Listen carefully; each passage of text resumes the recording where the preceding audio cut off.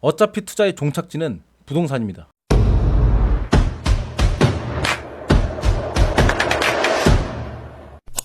안녕하십니까 여러분. 이번에 플스포님과 협업해서 강의를 진행하게 된 베리스라고 합니다. 사실 저는 부동산 전문가는 아니라서 지금 하고 있는 이 강의를 강의라고 하기에는 조금 그렇고요. 그냥 여러분들보다 분양권 거래를 조금 더 많이 해본 떴다방 아저씨가 하는 이야기 정도로 생각하시고 편안하게 시청해 주셨으면 좋겠습니다. 참고로 오늘은 부동산 투자 방법이 아닌 부동산에 왜 투자를 해야 하는가에 대해서 혼자서 열심히 떠들 예정인데요. 여러분들이 플스포님의 인사이트를 듣고 신세계를 경험하신 것처럼 오늘 제가 하는 이야기를 끝까지 다 들으신다면 여러분들이 몰랐던 부동산의 새로운 세계를 경험하실 수 있을 겁니다. 자, 그럼 시작해볼까요?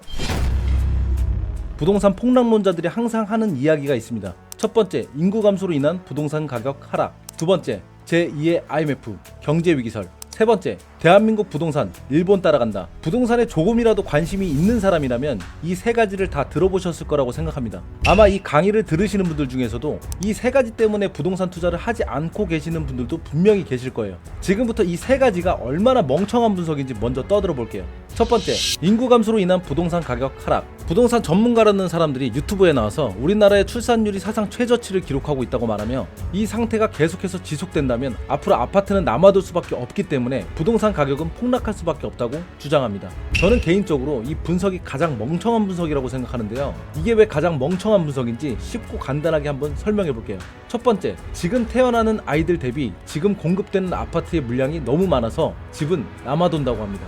여기에 심각한 오류가 있죠. 왜 지금 태어나는 아이들과 지금 공급되는 아파트 물량하고 비교를 하는 걸까요? 지금 태어나는 아이들이 집을 살 수 있는 경제력을 갖추는 나이가 되려면 적어도 30년이 걸립니다. 30년 뒤라면 지금 공급하는 아파트들 모두 재건축 대상이에요. 100번 양보해서 이 아파트들이 썩어서 남아 돈다고 해도 지금의 화폐 가치와 30년 뒤의 화폐 가치가 다르기 때문에 지금 아파트를 사놓는 게 무조건 이득입니다. 입지에 따라서 다르겠지만 만약 입지까지 받쳐주는 재건축 대상 아파트라면 그냥 이득이 아니라 개이득이에요. 두 번째, 건설사들은 바보가 아니에요. 지금 사람들은 말을 타지 않고 차를 타고 다니기 때문에 기업들은 마차를 생산하지 않고 차를 생산하고 있습니다. 인구 감소가 계속된다면 건설사들은 당연히 집을 짓지 않을 거예요. 왜? 기업은 수요가 없으면 공급을 하지 않으니까요. 지금도 매년 태어나는 신생아의 수보다 매년 공급되는 아파트의 수가 훨씬 적은데 30년 뒤라면 수요와 공급의 불균형이 더 심해지겠죠? 따라서 인구 감소로 인해서 부동산 가격이 폭락한다는 건 세상에서 가장 멍청한 분석입니다. 이 얘기를 듣고 이렇게 생각하시는 분들 계실 거예요. 지방은 그래도 떨어질 거야. 대한민국 정부는 지역 간 격차를 줄이기 위해서 지방 아파트에 대한 규제를 완화하고 교통편을 확충하고 있으며 지방의 기업을 유치하는 정책을 계속해서 시행하고 있습니다.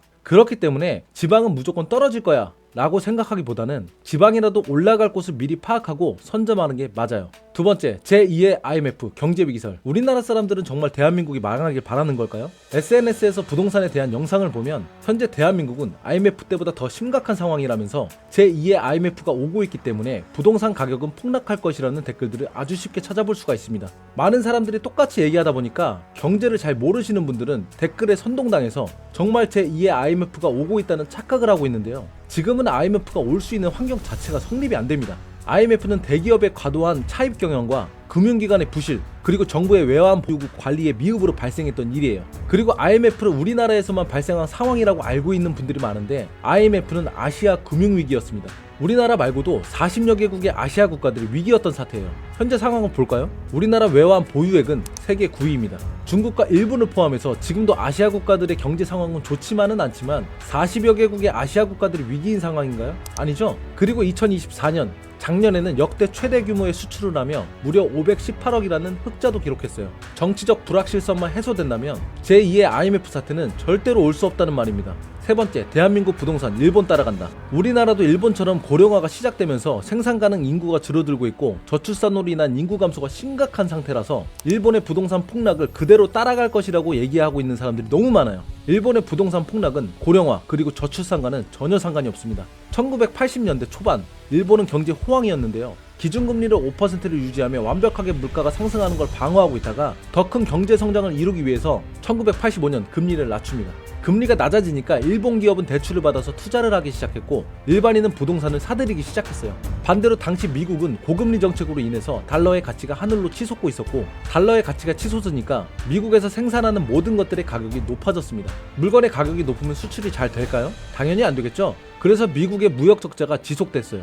특히 일본에게 수출 부분에서 큰 적자를 기록합니다. 그래서 미국은 1985년 반강제적으로 일본과 플라자 합의를 진행해버립니다. 미국은 금리를 낮춰 달러 가치를 내리고 일본은 금리를 높여 엔화 가치를 올리는 합의였어요. 당연히 미국의 수출은 늘었고 일본의 수출은 줄었습니다. 거기에 높아진 금리 때문에 대출 이자에 부담이 생기자 기업들은 큰 타격을 입었고 일반인들은 부동산을 던지기 시작해요. 이게 일본 부동산 폭락의 주된 원인입니다. 여러분들이 보시기에 인구 감소와 고령화가 일본 부동산 폭락에 상관이 있어 보이나요? 이후 일본은 주택 공급을 줄여버리고 아베 정권이 등장하면서 금리를 0%로 내려버립니다. 지금 일본은 부동산 공급도 줄어들고 초저금리 상태를 오랫동안 유지하다 보니까 부동산 가격이 폭등하고 있어요. 정리하면 폭락론자들이 주장하는 인구 감소로 인한 부동산 가격 하락, 제2의 IMF 경제 위기설, 대한민국 부동산 일본 따라간다. 이 세 가지는 헛소리라는 얘기예요. 오히려 인구 감소가 지속되면 건설사는 주택을 공급하지 않아서 신축 아파트가 귀해집니다. 흔싸김이 다 아시죠? 흔하면 싸고 귀하면 비싸다. 경제 위기? 경제 상황이 좋아지려면 한국은행은 통화량을 증가시키고 금리를 지속적으로 인하할 수밖에 없어요. 당연히 화폐 가치는 떨어질 거고 자산의 가치는 상승할 겁니다. 우리나라 부동산이 일본 부동산을 따라간다면 부동산의 가치는 지금의 일본처럼 폭등할 거예요. 실제 우리나라 상황을 체크해볼까요? 지금 우리나라는 인구 감소보다 심각한 게 주택 공급 물량의 감소입니다. 물가도 잡혔겠다 정치적 불확실성이 해소되기 전까지 한국은행은 통화량을 증가시키고 추가적으로 금리를 인하할 수밖에 없고 지금 하고 있습니다. 얼죽신이라는 단어도 생겼을 만큼 신축 아파트는 귀해졌고 기준금리는 계속해서 내려가고 있어요. 앞으로 우리나라 부동산의 가치가 어떻게 될지 답이 그냥 보이지 않나요? 지금 당장 부동산 시장에 관심을 갖고 투자해야 하는 이유입니다.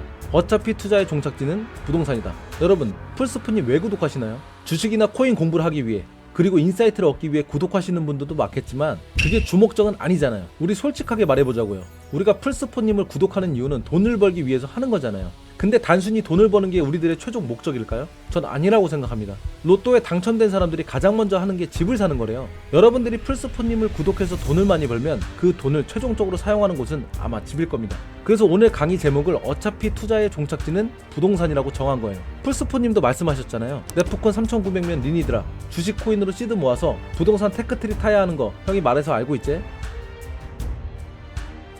의식주란 사람이 살아가는데 필수적인 세 가지 요소인 옷과 음식과 집을 통틀어 이루는 말인데요. 여기에 가장 중요한 걸 뽑아보자면 배운 게 도둑질이라고 저는 당연히 주라고 생각합니다. 집만 제대로 마련된다면 사실상 옷과 음식은 걱정할 게 아니거든요. 근데 중요한 건 집은 대한민국에서 파는 것 중에 가장 비싼 것이기 때문에 쉽게 살 수 없다는 게 문제예요. 그래서 사람들은 집을 살 수 있는 돈을 모으기 위해서 주식이나 코인 그리고 기타 등등에 투자를 하며 시드머니를 모으려고 노력합니다. 하지만 시드머니를 모으려는 속도보다 집값이 더 가파르게 올라가기 때문에 많은 사람들이 집을 사기를 포기하죠. 근데 조금만 알아보면 집 사는데 생각보다 돈이 적게 들어가요. 몇 가지 예를 들어볼까요? 우리나라는 선분양 제도이기 때문에 청약에 당첨된다면 총 분양금액의 10%만 있어도 내 집 마련을 할 수 있고, 청약이 아니더라도 경매나 갭 투자를 통해서 우리가 생각했던 금액보다 훨씬 적은 돈으로 집을 살 수 있습니다. 그리고 우리나라는 무주택자에게 정말 최선을 다하는 나라이기 때문에 집을 처음으로 사는 사람이라면 정부에서 대출도 80%까지 해줘요. 즉, 집이 비싸서 못 산다는 건 그저 핑계일 뿐입니다. 왜? 집은 저렴한 적이 없었으니까요. 집은 항상 비쌌는데 여러 가지의 방법으로 사람들은 집을 산 거예요. 청약에 당첨이 안 된다고요? 경매가 어렵다고요? 갭 투자하면 전세 사기범이라고요? 혹시 방금 또 변명하셨습니까? 저는 주택을 소유하고 있기 때문에 청약에 당첨되기가 힘듭니다. 근데 신축 아파트 분양권을 가지고 있어요. 제 조건으로는 청약에 당첨되는 게 힘들다는 걸 알기 때문에 그냥 분양권을 사버렸거든요. 경매가 어렵다고요? 배워본 사람들은 경매보다 쉬운 게 없다고 합니다. 배우려고 해본 적 없던 거 아닐까요? 전세 사기? 그렇게 따지면 서울에 살고 있는 사람 절반이 사기당한 겁니다. 조금만 부동산에 관심을 가졌었다면 적은 돈으로도 내 집 마련을 할 수 있다는 걸 깨달으셨을 겁니다. 이제 부동산에 관심이 좀 생기시나요? 부동산에 관심이 생겼다면 이제부터가 중요합니다. 지금부터 가장 먼저 파악해야 되는 것들을 알려드릴게요. 첫 번째로 파악해야 되는 건 자기 자신입니다. 현재 본인의 주소지가 어디로 등록되어 있는지, 세대주로 등록되어 있는지, 세대원으로 등록되어 있는지, 그리고 등록된 주소지에 누구와 함께 살고 있는지, 청약통장을 가입해놨는지 가입해야 되는지, 청약통장을 가입해놨다면 납입 민정금액은 얼마인지, 납입 회차는 몇 회차인지, 지역별 예치금은 충족시켜놨는지, 통장에서 당장 꺼내 쓸 수 있는 돈은 얼마인지, 내 연봉은 정확히 세전으로 얼마인지, 1년에 최대 얼마까지 모을 수 있는지, 몇 타인지가 가장 중요해요. 이것만 파악해도 내가 청약을 해야 되는지, 경매를 해야 되는지, 갭 투자를 해야 되는지, 아니면 그냥 집을 사야 되는지 노선을 확실하게 정할 수 있습니다. 목적지가 확실한데 길을 잃어버리는 사람이 있을까요? 목적지가 확실하면 설사 길을 잃어버렸다 하더라도 결국엔 목적지에 다다를 수 있습니다. 그렇기 때문에 나 자신을 알고 노선부터 정하는 게 첫 번째예요. 두 번째, 저는 부동산 책을 읽어라, 경제 관련 책을 읽어라, 뉴스를 봐라, 신문을 봐라 이딴 얘기 안 합니다. 백문이 불여일견이라고 하죠. 100번 듣는 것이 한 번 보는 것만 못하다. 혼자서 공부하면 절대로 아무것도 할 수 없습니다. 당장 해보는 게 중요하기 때문에 멘토를 찾아야 돼요. 여러분들의 주식 코인 멘트는 풀스포님이죠. 자신을 알고 노선을 정했다면 이끌어줄 멘토를 찾는 게 두 번째입니다. 저도 분양권 투자를 처음 배울 때 부동산 책도 정말 많이 읽었었고 강의랑 강의는 다 들으러 다녔었는데 가장 크게 도움된 건 부동산 책도 아니고 강의도 아니었어요. 부동산 책이랑 강의는 오히려 하나도 도움이 안 됐었습니다. 가장 도움됐던 건 모델하우스 앞에서 분양권 거래를 하고 있던 떴다방 사장님들이었어요. 그래서 지금도 제가 운영하고 있는 네이버 프리미엄 콘텐츠 텔레그램 구독자 전용방에서 분양권 투자를 배워보고 싶다고 하는 사람들이 있으면 모델하우스 가서 떴다방 사장님들 찾으라고 합니다. 유튜브, 네이버, 인스타그램 등등 인터넷에서는 절대로 알 수 없는, 정말 돈 주고도 살 수 없는 그런 내용들을 배울 수가 있거든요. 요즘엔 자기가 전문가라고 하는 사람들이 넘쳐나기 때문에 멘토를 정하려고 해도 진짜 전문가인지 아닌지 초보자들은 판단할 수 없기 때문에 멘토를 정하는 건 쉽지 않을 거예요. 하지만 걱정하지 마세요. 만약 찾으려는 멘토가 분양권 전문가라면 멀리서 찾을 필요 없습니다.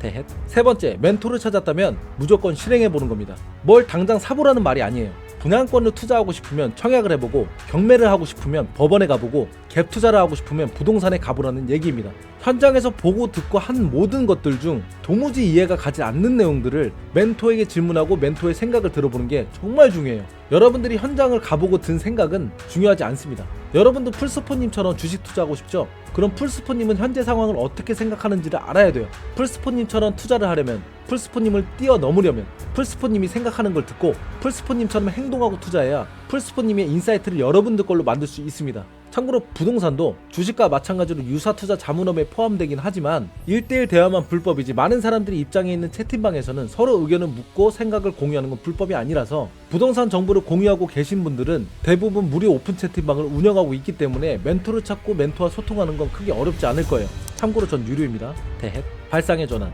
우리는 자본주의 국가에 살고 있습니다. 자본주의는 생산수단을 자본으로서 소유한 자본가가 이윤 획득을 위하여 생산활동을 하도록 보장하는 사회 경제체제를 뜻하는데요. 쉽게 말하면 자본주의는 자본을 굴려서 이윤을 추구하는 경제체제입니다. 그렇기 때문에 자본주의 국가에서는 경제와 정치는 떼어놓을 수가 없어요. 부동산 시장이 과열되면 정부가 규제를 강화하고 부동산 시장이 침체되면 정부가 규제를 완화하기 때문에 경제와 정치는 항상 함께 움직입니다. 예를 들어서 부동산 경기가 침체되면 정부는 집을 사려고 하는 사람들에게 혜택을 주고 반대로 부동산 경기가 과열되면 정부는 집을 사려고 하는 사람들에게 불이익을 줍니다. 정부는 부동산 시장이 어느 한쪽으로 쏠리는 걸 방지하기 위해서 이렇게 항상 시장에 개입을 하는데요. 이걸 이용하는 사람과 욕하는 사람들이 있어요. 2022년 기준금리 인상으로 인해 주택담보대출의 금리가 폭등하니까 부동산 시장이 상당히 많이 침체됐었습니다. 아파트 가격이 크게 떨어진 곳은 전고점에서 최대 70%까지 떨어졌고 역전세가 하도 많이 터져서 보증금을 돌려받지 못하는 사람들을 구제해주는 정책까지 나왔었습니다. 우리나라 내수 경기는 부동산 시장이 책임지고 있다고 봐도 되기 때문에 정부는 이 문제를 해결하지 않으면 안 됐어요. 그래서 정부는 규제 지역을 해제하고 폭발적인 부동산 세제 혜택을 발표합니다. 그리고 2023년 1월에는 금리가 더 오른다고 해도 집을 샀을 때 전혀 타격을 받지 않는 특례 보금자리론도 출시해버립니다. 정부가 이러한 정책을 실행하니까 가만히 놔두면 알아서 떨어져 주는데 정부의 둔촌주공 살리기 정책이다. 부동산 가격은 정부가 올리는 거다. 그래도 안 사. 많은 사람들이 정부의 정책을 비난하고 비웃었어요. 근데 그때 전 비난하는 사람들과 다르게 2023년에 내 집 마련을 반드시 해야 하는 N가지 이유라는 게시글을 발행합니다. 게시글에 완전 대박인 주택담보대출 상품이 나왔고 대출 상품에 대한 설명과 딱 1년만 시행하는 이벤트성 상품이기 때문에 2023년에는 최저금리로 내 집 마련을 할 수 있는 기회라고 말했어요. 부동산 시장은 하방이 지지되면 그 물결 효과가 상급지로 바로 이동하기 때문에 하방을 지지해준 특례 보금자리론을 보고 추가적으로 부동산 시장이 더 하락할 거라는 많은 부동산 전문가들과 다르게 아주 자신있게 2023년은 기회의 해라고 말했습니다. 어떻게 됐을까요? 같은 해 4월 9일 이벤트성 상품이 부동산 시장 전체를 살아나게 했다라는 게시글을 발행합니다. 게시글에 특례 보금자리론 예산 40주 중 2달간 25조 사용, 9억 이하 아파트 거래량 폭발, 특례 보금자리론에 해당 사항 없는 9억 이상의 아파트도 거래량 폭발, 이렇게 썼습니다. 특례 보금자리론이 나온 2023년은 정말 기회였어요. 고작 대출 상품 하나가 출시됐을 뿐인데 어떻게 이런 일이 일어난 건지 저는 이렇게 설명합니다. 부동산 시장을 부정적으로 만드는 가장 큰 요소는 바로 금리였다. 금리 상단을 정해놓은 특례 보금자리론 덕분에 고금리 악재가 소멸되어 호재로 변했고 바로 부동산 시장에 반영되었기 때문이다. 모든 정책이 부동산 시장을 움직일 수는 없습니다. 그러나 다수가 이용할 수 있는 정책은 무조건 부동산 시장을 움직여요. 지금도 국토교통부, 기획재정부, 금융위원회에서 수많은 부동산 관련 정책들이 쏟아져 나오고 있는데 여전히 정책을 욕하는 사람들은 정치를 할 것도 아니면서 그저 욕만 하고 있습니다. 발상을 전환시키면 돈의 흐름을 잡을 수 있어요. 부동산 대출 총량제가 초기화된 지금 여러분은 욕을 하실 겁니까? 아니면 이 기회를 잡으시겠습니까? 베리스였습니다. 감사합니다.